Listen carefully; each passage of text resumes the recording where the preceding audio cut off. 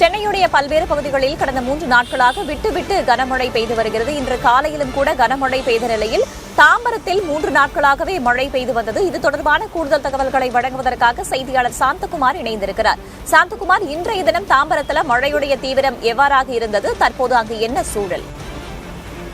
சென்னை மற்றும் சென்னை புறநகர் பகுதிகளான வேளச்சேரி, தரமணி, ஓஎம்ஆர், ஈசிஆர், தாம்பரம், பல்லாவரம், குரோம்பேட்டை உள்ளிட்ட பல்வேறு பகுதிகளிலும் தொடர்ச்சியாக விட்டு கனமழை பொழிந்து வருகிறது. இதன் காரணமாக தாம்பரம் மார்க்கெட் சாலை, சண்முகம் சாலை, அதே போல ஜிஎஸ்டி சாலை, தரமணி லிங்க் ரோடு, எம்ஜிஆர் சாலை, அதே போல தரமணி சிஎஸ்ஐஆர் சாலை, ஓஎம்ஆர் சாலை உள்ளிட்ட பல்வேறு பகுதிகளிலும் சாலையில் மழைநீர் அதிக அளவில் தேங்கி இருக்கக்கூடிய காட்சிகளை பார்க்க முடிகிறது.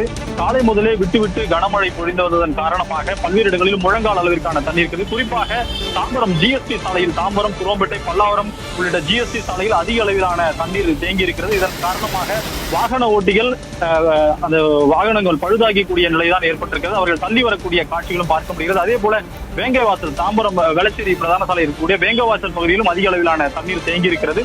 இந்த தண்ணீரை அகற்றும் பணியில் மாவட்ட நிர்வாகம், சென்னையில் மாநகராட்சி நிர்வாகம் துரிதமாக நடவடிக்கை எடுத்து வருகிறது. ஆங்காங்கே மோட்டார்கள் மூலம் இந்த தண்ணீரை அப்புறப்படுத்துவதற்கான பணிகளும் நடைபெற்று வருகிறது.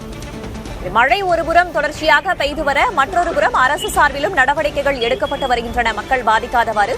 தகவல்களுக்கு நன்றி சாந்தகுமார்.